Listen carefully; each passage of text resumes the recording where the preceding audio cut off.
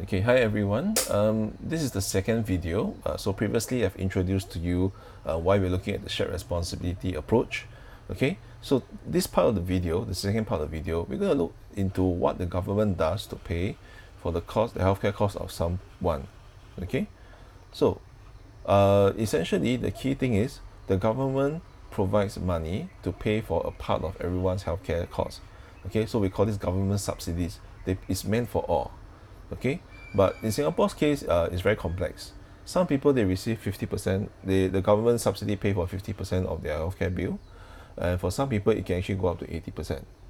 All right, so it varies between this amount. Okay, so what exactly, oh yeah, please update your notes also. So please draw the arrow and then write in government subsidies.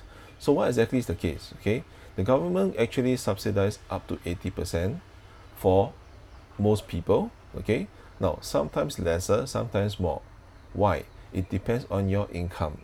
Okay, because the philosophy is that, oh, if you have a higher income, you can afford it, you shouldn't need so much subsidy from the government. But if you have a lower income, you can't really afford it, the government should subsidize more for you. Okay, so this is what the government does to help pay for healthcare in Singapore.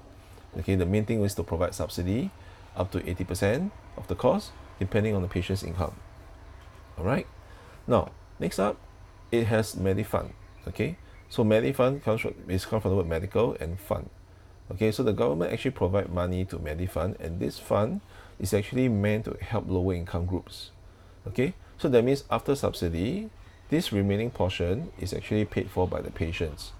So there are patients who, despite everything that the government has done, or despite all the things in the system, they still can't afford to pay for healthcare.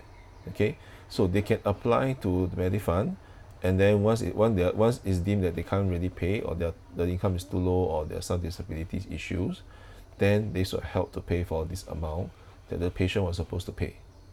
Okay, so essentially these are the key things that the government does to pay for healthcare in Singapore.